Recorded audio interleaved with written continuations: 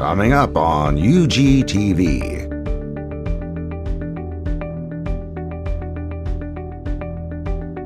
A special session of the Unified Government of Wyandotte County, Kansas City, Kansas.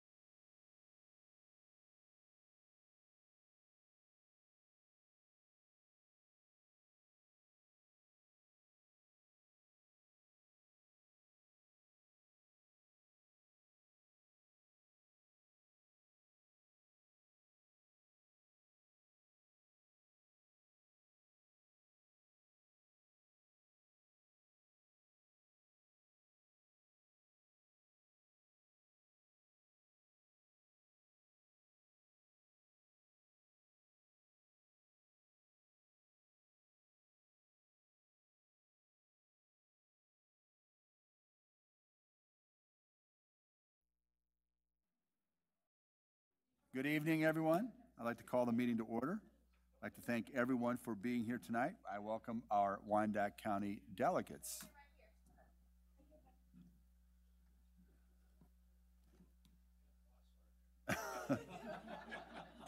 Join the club. I'd ask the clerk to announce the meeting and call roll, please. A special session is being held on Thursday, December the 6th, 2018 at 5 o'clock p.m. in the fifth floor conference room for a legislative dinner and program. Roll call. Philbrook. Here. Bynum. Here. Burrows. Here. Townsend.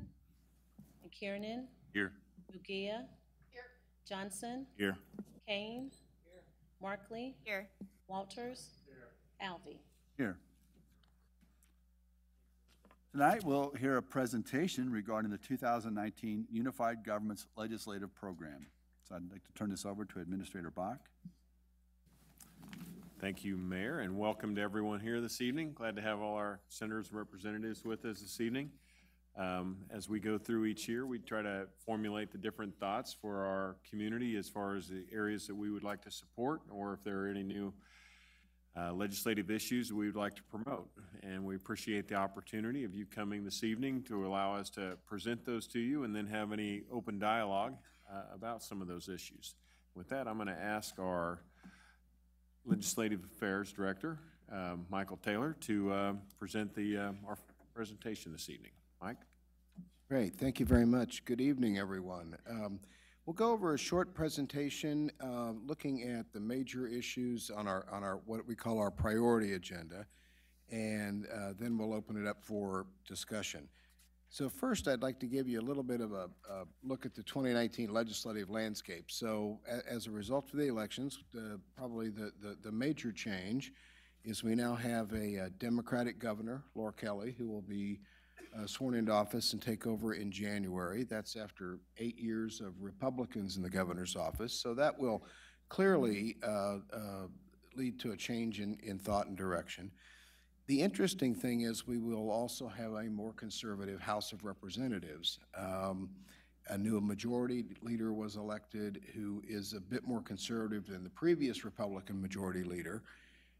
Some of the big issues that we'll have to deal with are school finance. Medicaid expansion will be back on the table again this year, and we'll talk in a little bit more detail about that. Transportation plan. We've just gone through a visioning task force, and they will be recommending a new 10-year transportation plan. We'll talk more about details of that because we will be supporting that, specifically a particular project in Wyandotte County, which was not named by name, and we're going to work to try to see if we can't get that done. Sports betting will also be an issue, so we'll talk about that as we get into our agenda and what we would like to see on that. And an issue that has been around for 3 or 4 years, but we think may get some traction this year, is the legalization of medical marijuana. Not typically a local government issue, but we've got a local government angle on that we'll talk about.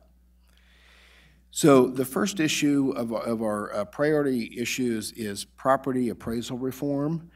The unified government, and we've had this language before, we are supporting procedural changes to the tax appeals process that are balanced and sensible for both the taxpayer and local governments. Some things were done a few years ago that we think put local governments in actually a disadvantage in this entire process. One of those things is we used to be able to appeal property tax decisions to the district court. We were prohibited from doing that, although the taxpayer is still allowed to do that. So we would like to see a change that says both parties could appeal to district court. Right now, the only option the local government has is to jump straight to the Court of Appeals. The other new language, which is being supported by counties across the state, is in the bold print at the last line. State law should be changed to clearly indicate fair market value does not include a hypothetical lease fee. That's the technical term for what you may have heard as the dark store theory. That is a theory that has gotten a lot of traction in the past couple of years. Johnson County has experienced it. We've seen it here in Wyandotte County in a couple of cases.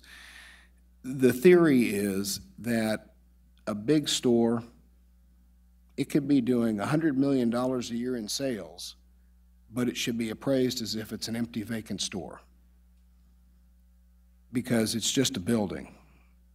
And they disregard what goes on inside that building. And the Board of Tax Appeals has leaned that way. There are a number of tax attorneys that have been able to bring cases and get tax values lowered significantly based on that so-called, quote, dark store theory or hypothetical lease fee. So we are going to, as counties across the state, recommending the UG support this as well, try to get it clarified that fair market value should not include that hypothetical lease fee. Mike, as this is discussed in the legislature, will there, can we make the point that, for instance, a tax abatement project, a project, economic development project incentivized by tax abatements would no longer really be workable, or would it? In other words, so when we calculate that into the formula, right? Do we base it on a hypothetical lease fee, or do we base it upon what that building will be used for and what we expect those? I'll take that, Mayor, because that's a great point. If we were to do an IRB, that tenant person that's coming into it certainly looks at it from a full valuation of that building as they are using it. And it's 100, then you start at 100% valuation, and you may do an abatement for all of it, but you're working off of the full value, and then if you do anything, percentage from there on. So you're right on. Every time you work with a new development, they're assuming it's in full use. So with those projects that are already completed, that were brought to fruition through a tax abated property, would it not invalidate the agreement because the revenues are based upon what we agreed to, and if that is no longer on the table, then it no longer works as a deal? You couldn't make the adjustment on an IRB because that's in our agreement. So this doesn't really apply to something like that. If you do a TIF and then you're allowing for dollars to come back into it from a property tax TIF, you can't pre-establish what the tax value of the property is. Thank you. Another interesting point about that, Mayor, that's been made is if you're the business, you would not go to the bank and be able to get a loan based on a hypothetical lease fee. This building is worth nothing, or it's worth what it would be if it were empty. You're not going to go to the bank and try to get a loan on that. So we're going to try to get that corrected because we don't think it's a fair process. Medicaid expansion, we've seen this one for several years. We've got some new energy behind this again. 2 years ago in 2017, the House and the Senate both passed Medicaid expansion, and the Governor Brownback at the time vetoed it. There was an override attempt. That failed by 3 votes in the House and 2 votes in the Senate.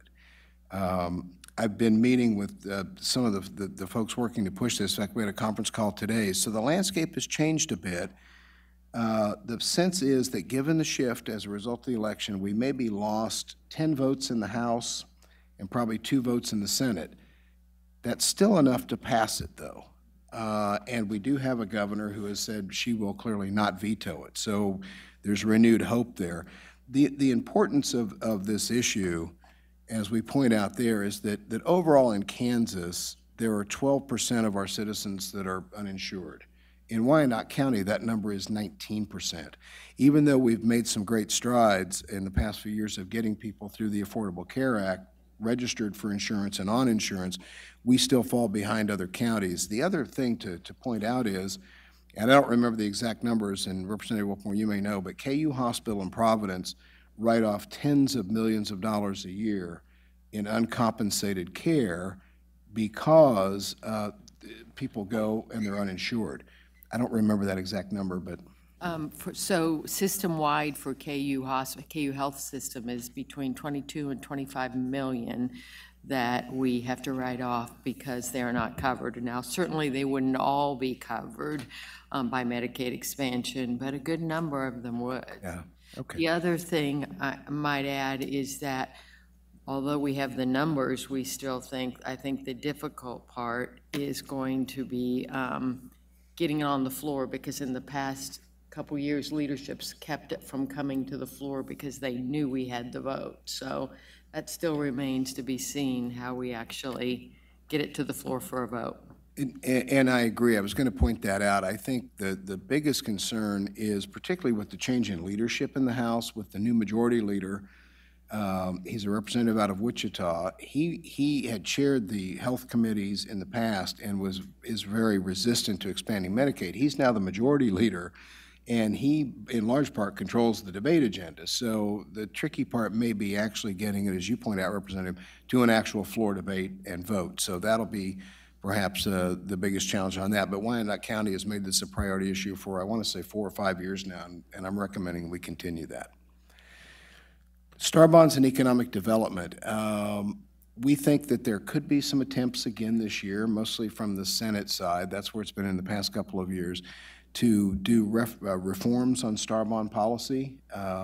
There's been some criticism of some things that have been done both here and in cities, other cities around the state, and there are some senators that are critical of the way star bonds are used, would just as soon actually see them go away, quite honestly. That's not a majority opinion in the state legislature, but so our position is that we need to protect star bonds. They've been hugely successful for this community, and that we keep that a very workable tool and not put so many restrictions on it that it becomes an unworkable tool. So that would be our position, and that's been the same position we've had for a number of years.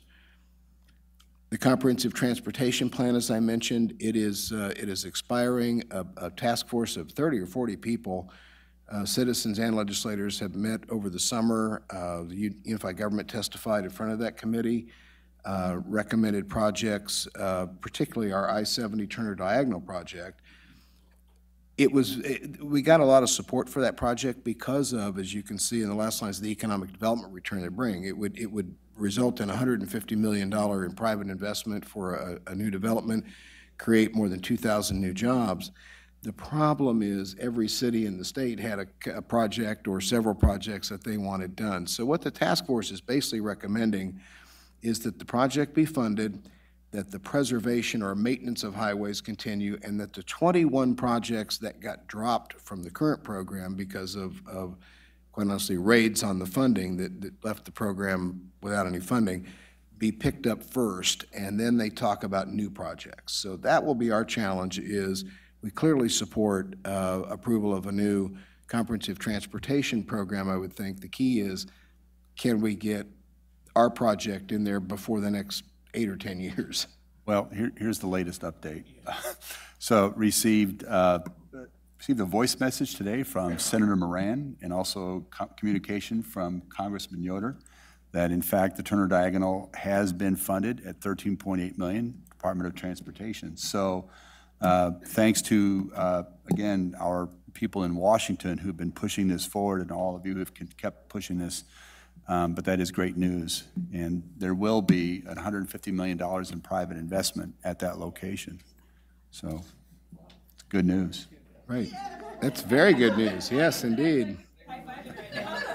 And that concludes our meeting. Yeah. That's right. We'll go celebrate now. This is an item that, I'm sorry, yes, Senator. I might just add, I had the opportunity to serve on the Transportation Task Force.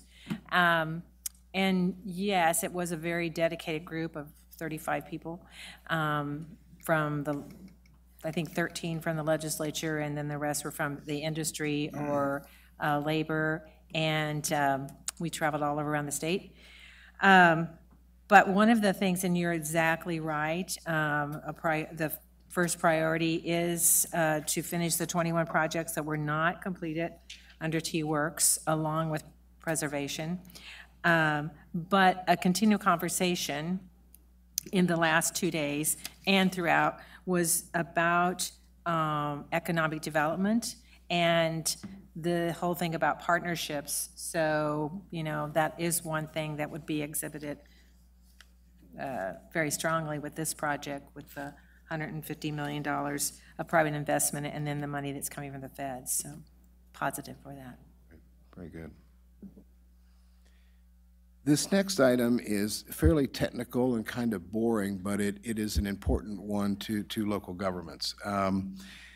The way the budgeting process works is, given the timelines imposed by the state, we're largely trying to predict a budget 15, 18 months ahead of when it actually goes into place. So the League of Kansas Municipalities, and I'm recommending we join in their support of this, is legislation that would change those budget deadlines so that we would not have to adopt our budget until November 30th of the year.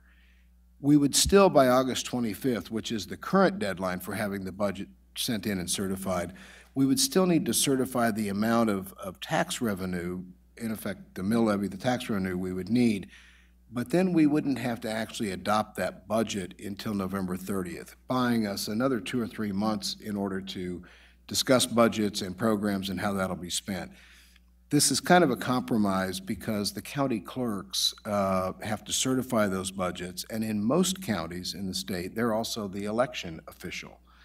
So they have objected in the past to us changing that deadline, saying, look, we can't get your budget certified and run our local elections and do all of that in that kind of a time frame. So this is a compromise that was kind of worked out with all those county clerks to say, all right, what if we still certify by that date, but then we can take more time to actually get the budget for the commissions or city councils to actually adopt the budgets.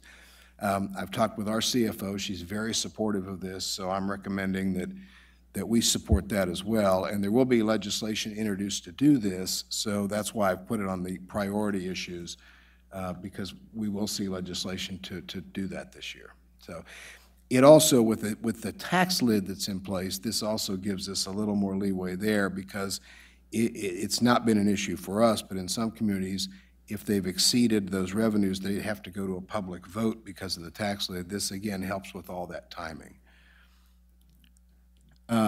Internet sales tax collections.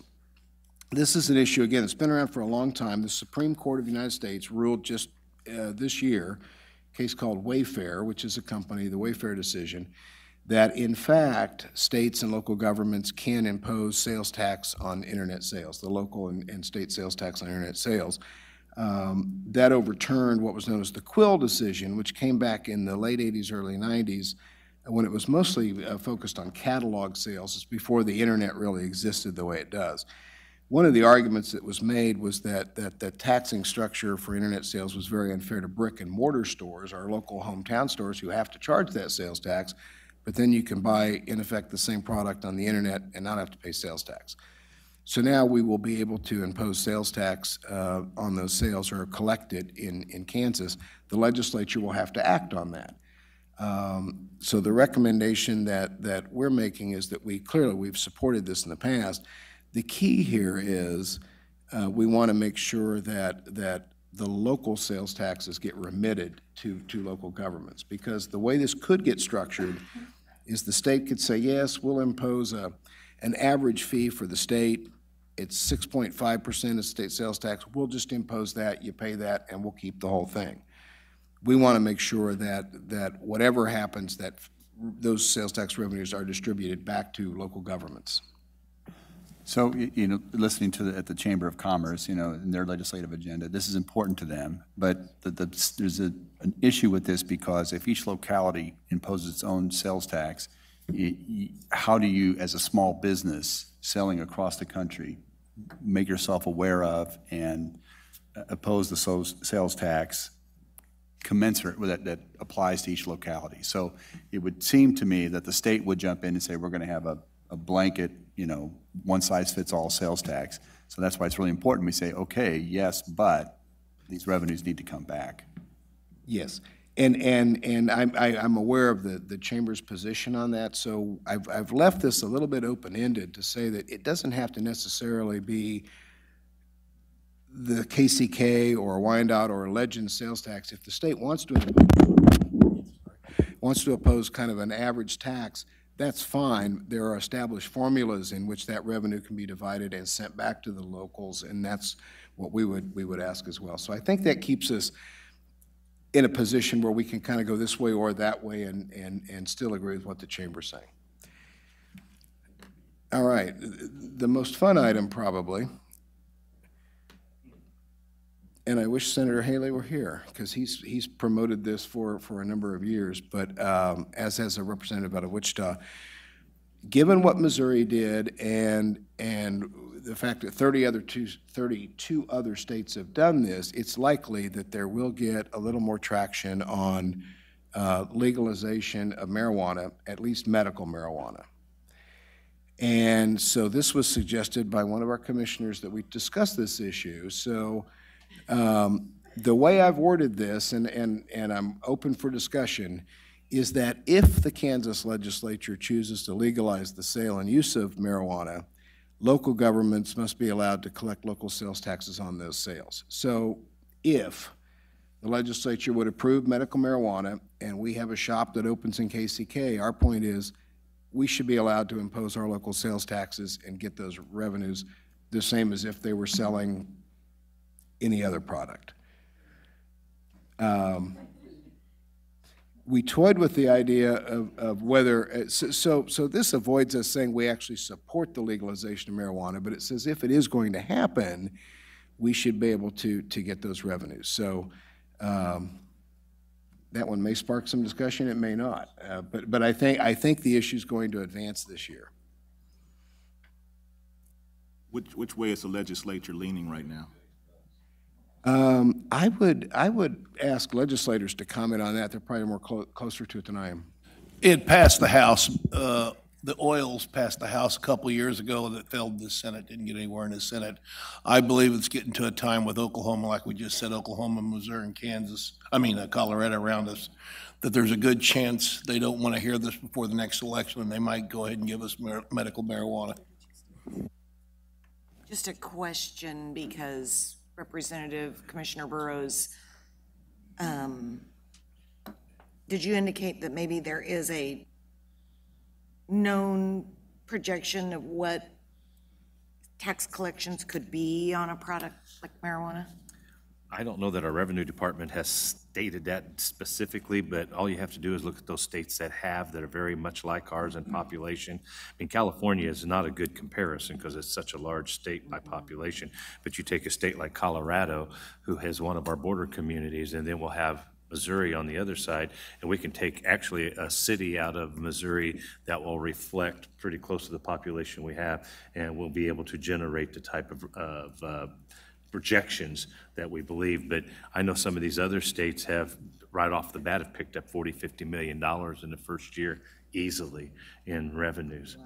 And so if you look at it over a period of 10 years, which we have a tendency to do, when you talk about the ancillary opportunities that come with the expansion of a product like that, we could see anywhere between, probably $250 million to $1 billion over a 10-year process. Mm-hmm. Commissioner McKiernan. I'm just a curious question. Does the federal government allow this money from these sales to be banked? That has been.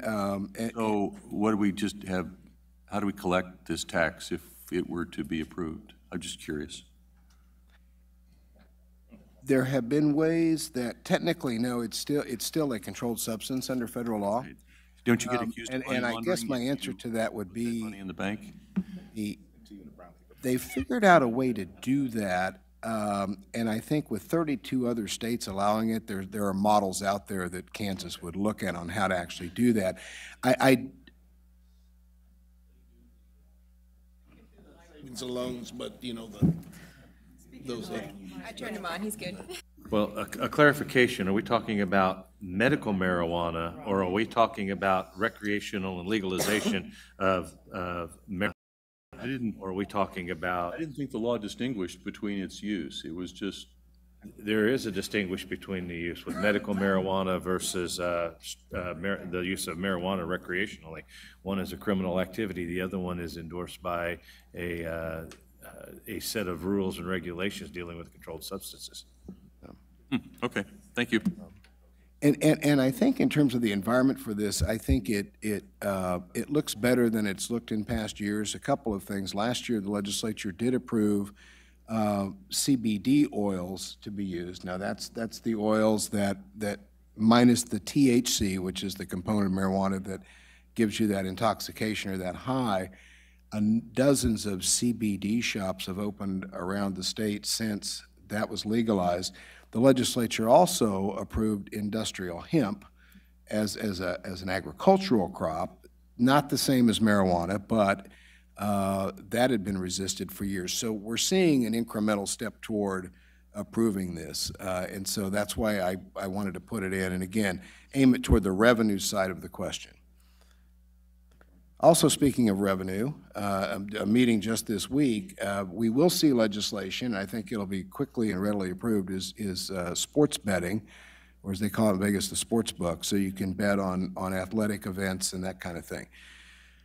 Again, the question here is local governments seeing a share of those revenues. So if, for example, in our community, the Hollywood Casino, it's allowed and they would open a sports book, we think we should be able to get some revenue from that.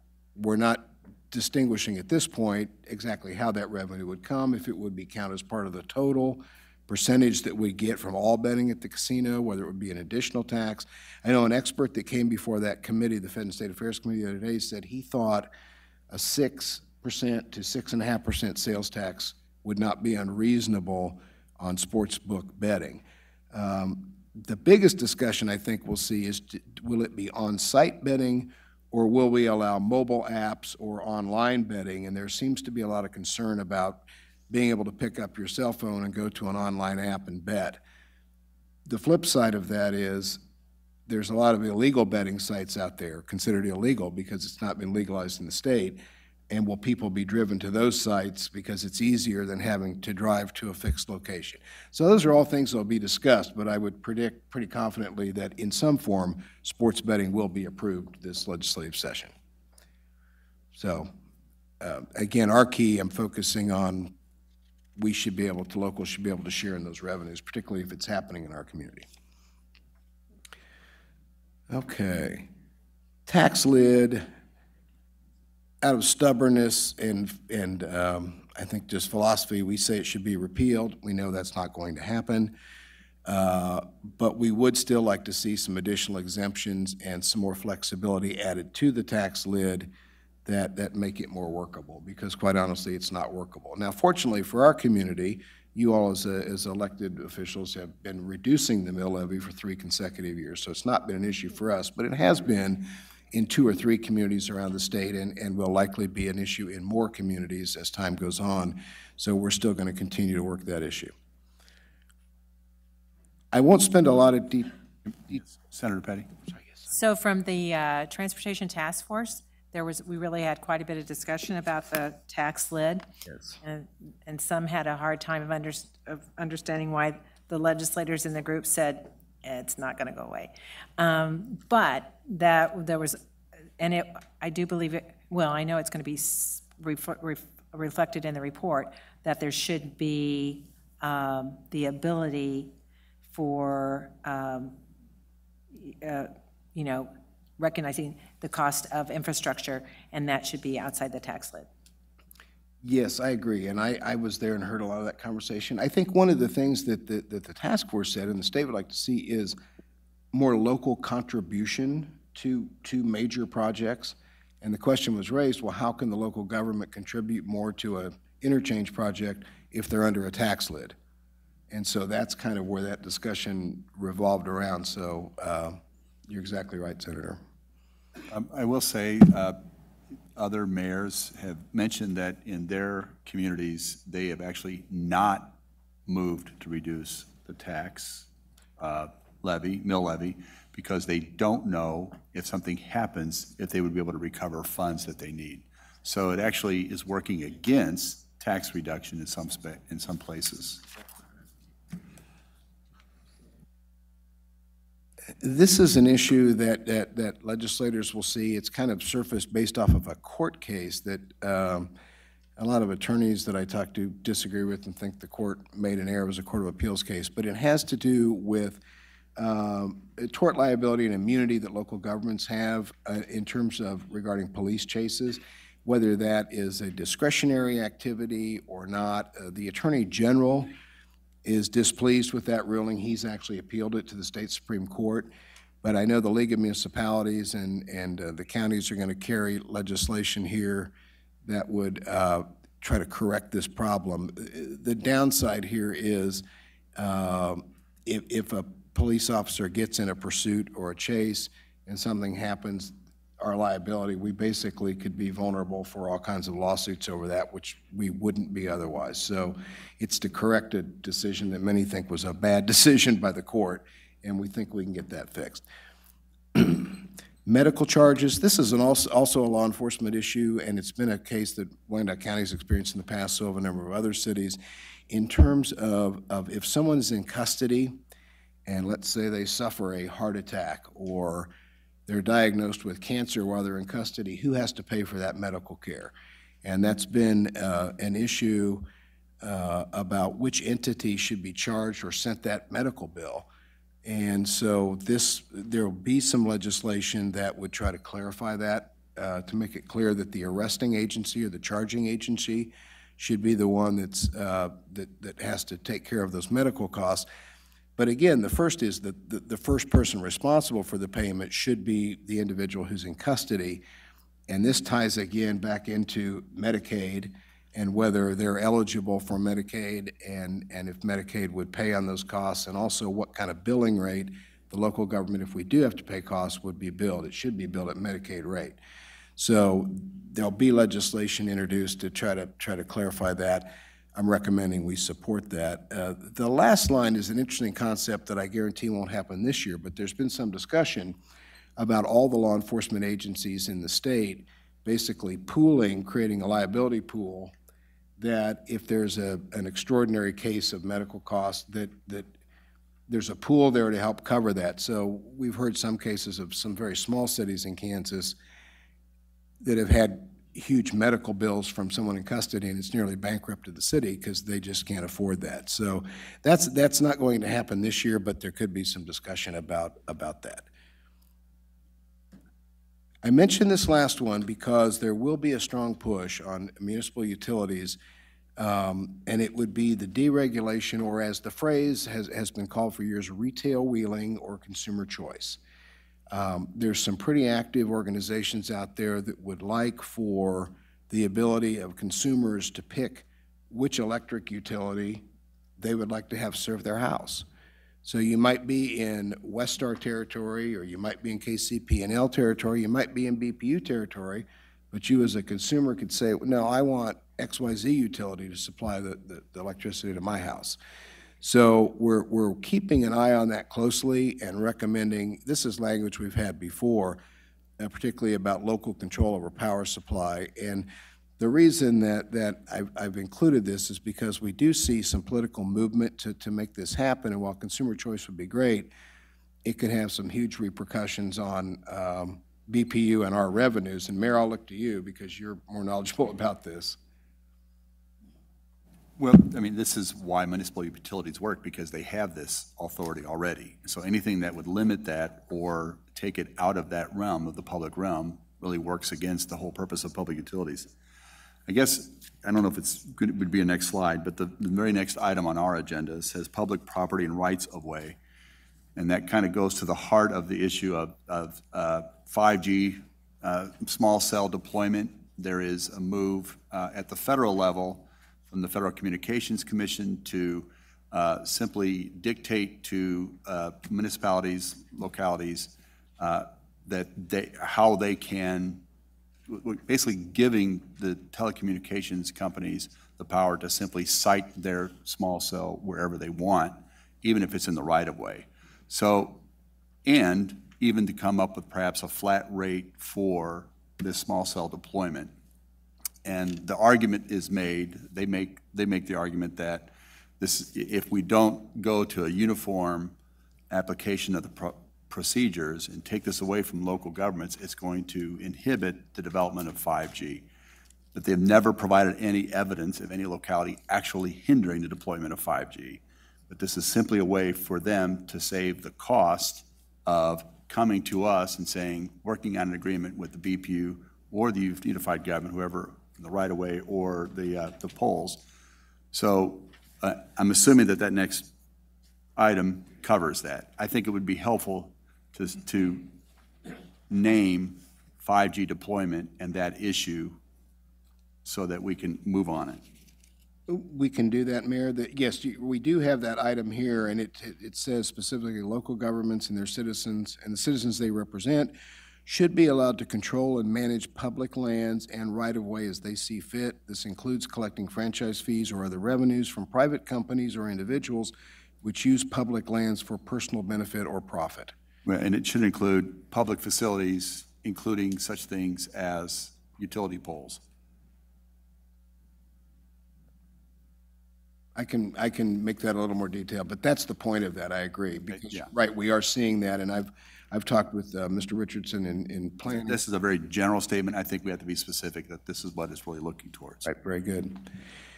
Well, those are the points that I wanted to bring to your attention. So now I just would like to open it up for any further. We've had some good questions. Any further questions or just discussion? I'd like to go to page 4, casino gaming. Yes, sir.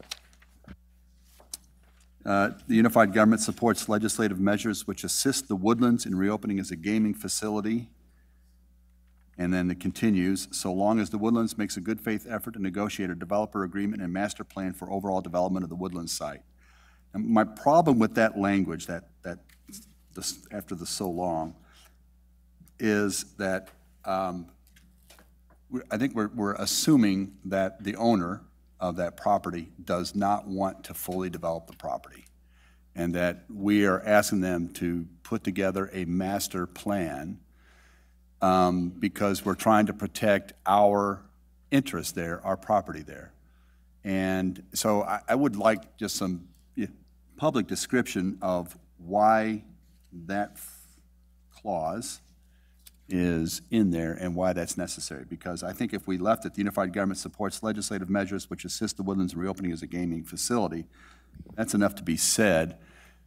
But to ask the state to enforce our desires for a master plan, I think is a stretch. The background on that was for several years, the UG's position on the Woodlands was no.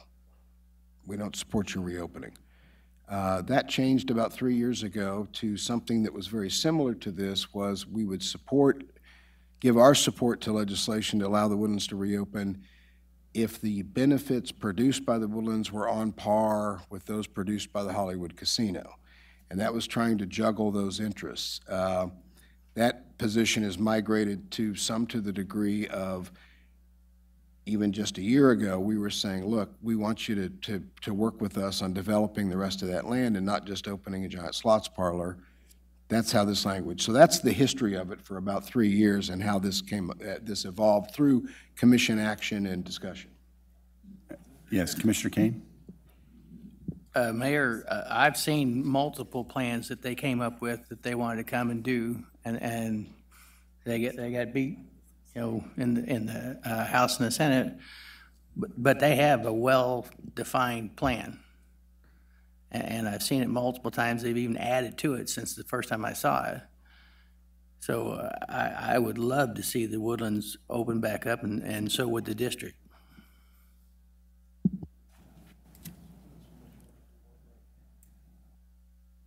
I'm sorry, can you speak and turn on the microphone?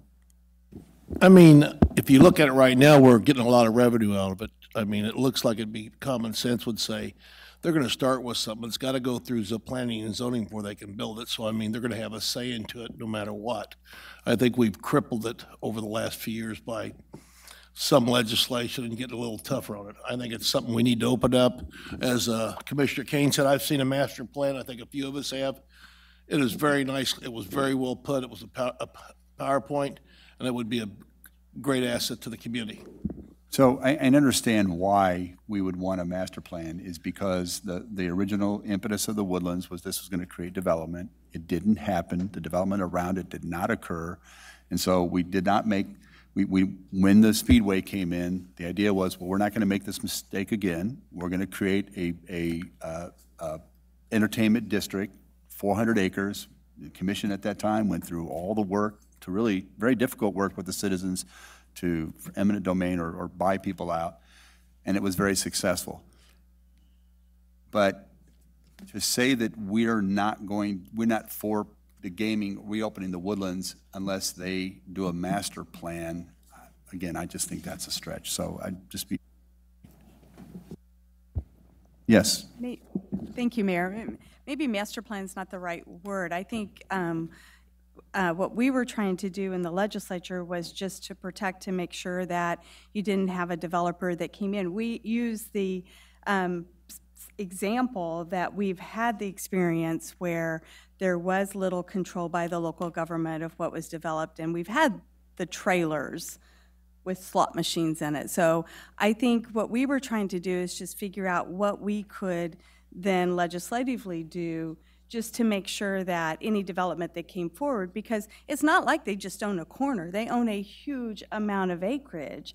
And so we just felt that there should be something there that tied them locally to make sure that you don't just have slot parlors get pulled in there. So maybe master plan's not like the right word, but maybe there would be some other kind of thing that we could offer that then would just make sure that if they are asking us to change the revenue share that we get on the slots, then there should be some commitment in return for that it is a good quality development, something that we will all be very proud of. So, yes, Commissioner Bynum? I'm pretty sure it's 300 acres, am I right, Commissioner Keen? So it's a big area. I kind of lean toward maybe not a master plan, but a development agreement. That is my recollection of what we locally were asking for in the past, was just the opportunity to have an agreement. But go ahead, Mike. When I talked to them, they talked about it, and I don't know where the ball got dropped. They were talking about going in and fixing up the Woodlands, the building itself, and then across where the empty parking lot was, building like a thing for kids to do the baseball, the football, the volleyball. Then there was going to be a regular restaurant, nicer restaurant, super nice restaurant. They were going to donate all kinds of hours to all 9 high schools in Wyandotte County to do the practicing and stuff like that.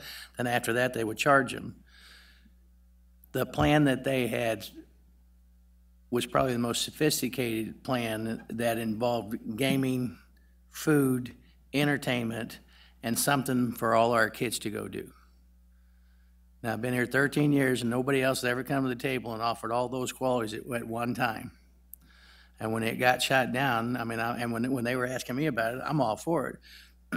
and then, they got excited and said, well, we'll build this first. And I think what the concern was, you're going to have to build this one now, get it done, go to the next one, get it done. But the first thing that they would want to do is get the gaming going. And we're losing an opportunity and a lot of money and a lot of jobs. Some of those jobs pay quite well. So I don't know why we wouldn't want to pull that money in, and we're always trying to expand our base, Mayor. Well, we got a whole great big empty lot out there that we could utilize. So I'm going to recommend that if we could, for the time being, strike that last clause, that second clause, and that we would, but also work this with staff to make sure that the unified government interests are protected here, that we have control over how this development, I guess, and I'm not sure what that would look like. I don't think this is the right venue to do it. I'm going to go back to Representative Fraunfelder's point. And this will still have to come through planning and zoning. It will still have to go through our processes. Now, whether that will give us sufficient control to ensure we get the kind of development we want there, that's another matter. If we have to restore this language in order to protect our interests, then we'll get to that point. But at this point, I just ask if we would strike that language. Yes. So I just want to make one more statement, and it may be the elephant in the room, but the thing we haven't talked about is the monies that would come back to the city if they agreed to do it, like the old owners did when they were in operation. So I don't know exactly what you call those monies. I'm sure we can come up with a name for them, but that we can put into parks and recs and that sort of thing. And what was that we called that at the time? Track East. Yeah. So the concept being is yes, it has to go through planning and zoning, yes. But that doesn't include any kind of an agreement. We can't ask for any kind of an agreement with them to give us additional monies off of their income. So I want to make that statement. Thank you. Senator Petty. I just would hope that, I mean, I know this has been a moving target for several years now, and from a legislative perspective, I would say it's still pretty unclear, even here as you're talking, want a development agreement, but you don't want to say it in the still. You want to just say that the Woodlands, the legislative measures which assist the Woodlands in reopening as a gaming facility, that doesn't guarantee you anything. So I'm just saying, from a legislative perspective, when I have, I want to support the UG and position, but I think you've got some work to do to make that clear what it is. It's not clear to me. Commissioner Kane? Go ahead, Pam. Thank you. So just another idea, I think when we did the casino, didn't we have to have like a letter of endorsement? So what if that was the case? So if they are to reopen, they would have to have a letter of endorsement from the city. And you all can figure out what is required in order for them to get that endorsement. But that does give you at least some leverage. I don't know. That's just an idea. Again, I think those are all good suggestions. I don't think we decided at this moment. This is clearly, but that's a good thought. Yes, Commissioner Kane? I would be remiss if I didn't congratulate all the folks who just got reelected. And another thing I'd like to point out is people see us on TV here and they know how we act or react or whatever. But these folks work their tails off for our community. And it's nobody sees it except guys like me that are there. So I want you to know we appreciate your work. Congratulations on being reelected. And the entire Wyandotte County elected body in Topeka does a fantastic job. Commissioner Bynum? I've got a different item if we're okay with moving to a different item. Yes. My only comment here on that same page 4 is prevailing wage. I see it listed here with our community and economic development. I would just put forward that it belongs as a priority issue. And maybe everything in the packet is a priority, but to me, it belongs on page 1. I think it should be the first thing we're looking at. And I've already asked the reviser to draft that bill. No surprise, I've offered it for 4 years in a row now. Hopefully we'll get it over the finish line, but I'm going to go ahead and pre-file it. So last year we did have a hearing, and Mike Kane came and testified, did an excellent job in making our arguments, and we just have so much on our side as far as the arguments as to why this is a good policy and why this is really about local control, because this is something that we used as a tool. It was effective for our community. We're the only ones in the state that used it, and there was no reason to take that authority away from us. So hopefully we'll Representative Frauenfeld? The House did a really good job, but Senator Petty did a fantastic job. She was physically below my feet and did a really good job of explaining it. In fact, she got them so upset they called for a break and talked about it the next day. And the senators had talked to the newbies, so they killed it the next morning. But that work was much appreciated both in the House and in the Senate. Representative Frauenfeld? Thank you. I think you'll see a possibility county by county. There was, Mike, you might help me here. Law which Sedgwick County passed last year, county of preference in a way on dealing with certain issues. So this will eliminate the speculation that if we put it in one county, it's got to go on all of them. We could actually make a bid or a bill that says Wyandotte County would start it and do it here first, which I think you can get that out of the House for sure on that. Thank you. Commissioner Burrows? I want to look at, are we finished with your topic? Yes, thank you. The emergency 911 services, the wording on that sentence at the end. What page is I'm looking at page 5, I apologize. Page 5, emergency 911 services. Everything reads well, except the Unified Government Supports legislation providing flexibility for local governments to utilize these funds to provide emergency services. My understanding is 911 funding isn't to provide emergency services, it's to provide emergency equipment such as the 911 data center, to provide possibly the salaries for those individuals. I'd have to go back and look at the salaries, but I'm concerned about the wording of services. Is it talking about paying for police and or fire? We have some issues with ensuring that our 911 services are fully staffed and funded properly. Those dollars are going to be identified as a way to impact local governments. So I want to ensure that I understand what emergency services means to this body. I can say from an operating standpoint, Commissioner, we interpret that for the operations of our 911 dispatch center. So it all the way from the call taking in through all the equipment we do, that we buy in there, and the personnel we utilize to get all the dispatching done. So it's not, and we could change this to provide, 911 operations, or something like that to give you that clarification, but I would assume that's just a terminology that Mike has in there it is somewhat broad from that perspective. But it's not intended to be our field service people responding to a call, unless it's some equipment they need to receive it from a radio perspective.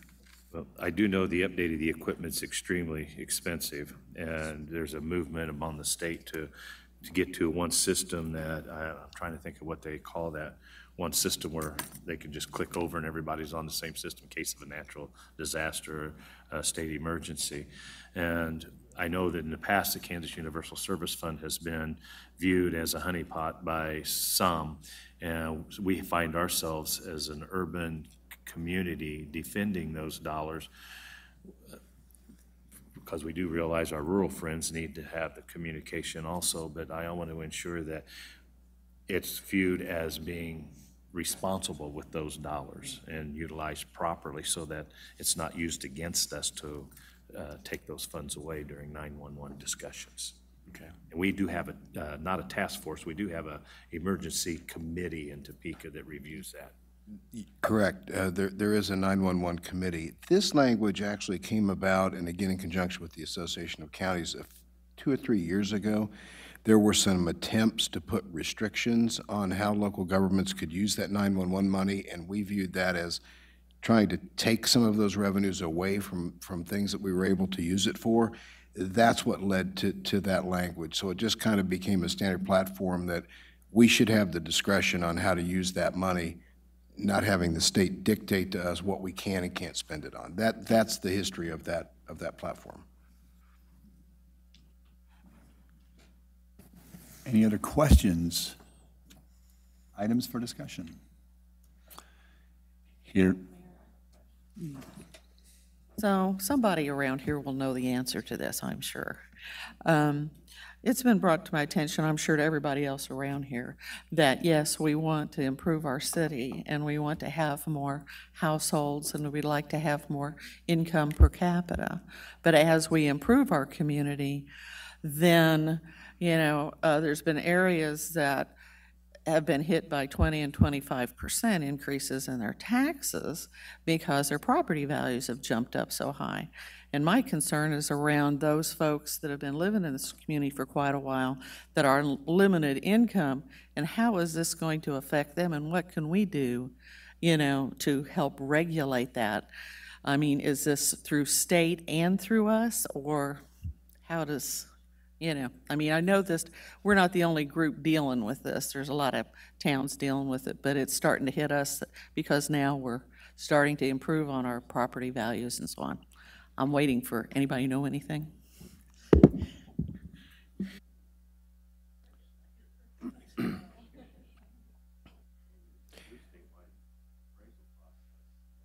found we weren't in compliance to the extent we should be, and the Department of Revenue mandated a statewide reevaluation of our rural ag communities as well. They have been extremely hard. I know the county to our immediate south had a higher increase in value than what we had here. But the upside is that we as a community should be proud and should be pleased to see our properties increase in value. I mean, it shows that we're healthy, we have a financial base at which we can project our budgets and stuff on, but we do have concerns that when you start hitting a price point and price people out of their homes, it becomes a challenge. But we have a larger challenge too with the Board of Tax Appeals dealing with commercial and industrial properties that that would impact us even more dramatic, that I think has taken up a majority of our legislative time. As Mike stated earlier, the dark store theory is one we should all be very concerned about here. So I don't have an answer. If you're wanting an A to Z profile, I don't have that answer tonight. No, I just want us to be thinking about how it's impacting a lot of our folks with lower income and less discretionary funds, for them to be able to stay in their homes that they've been in for a long time. Because really, if they can stay in their homes, it's a whole lot cheaper than, taking care of folks and putting them in places that isn't their home. So it's just a concern that's hitting me, and I just have no idea what we can do about it to help. And that financial burden is not only keeping them in their home, but allow them to be a responsible, respectful homeowner too, to keep their property values up to code and to ensure that they're part of the neighborhood fabric that makes our community a community. I mean, that's a responsibility of a local government as well as a state government. So I hear your message. Thank you. Representative Fraunfelter? Thank you. Has anybody, can fill me in, since we took the rental property licensing out of the hand of our group here in Wyandotte County, and the state basically did away with it. Can I ask how it's been going? Is it going downhill? Are we maintaining, or is there something we need to take a look at that again? And if not this 2 years, the 2 years after? Some of this, I know in my area, we still have a few problems over there, so. Mr. Bach? I would say, I think the answer to that from our perspective is we thought that was an unwarranted intrusion into local control, and we would like to have the authority back to be able to do rental licensing and the way, and the inspections the way we did it. Currently, the only way we can go in and inspect a property really is if the tenant asks us to come in. And so it has restricted the number of inspections we can do, although we've adopted to the new standards and trying to do it as much as we can. We would like to have the rental licensing and the inspections back the way it was, quite honestly. And I would just say operationally, it's imperative to make improvements in certain areas. As Mike's noted, we've been able to have some workarounds. The Public Housing Authority has a lot of property in the community. They've given us authority as the owner of that property to go in and make those inspections. So, but they're not really the one we were worried about, because when we do have an issue, they tend to fix it up and take care of it. But if there is anything associated with it, that's what they do. So it's not in the the legislative change is not in the best interest of those people that are wishing to see rental property be in its best condition.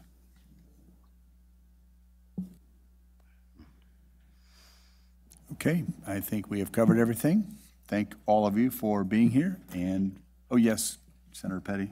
I know that I've noticed that there's nowhere mentioned in here any issues about the upcoming census. And I think it's not too early for local governments to be interested about what the process is going to be. And I know you have, I went to a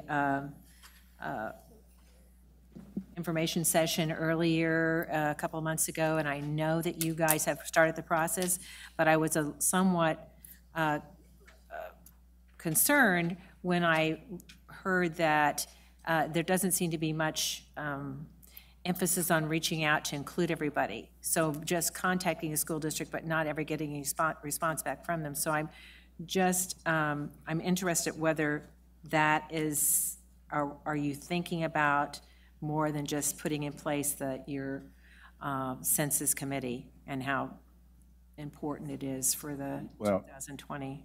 Actually, I think we have a very kind of, Gordon Criswell has started a very aggressive campaign to make every count. So I guess I would disagree that we are not reaching out. We are really reaching out. We have too much at stake not to, so. Good to hear. I mean, I had this conversation with Gordon, so that's why I'm basing on it. Thank you.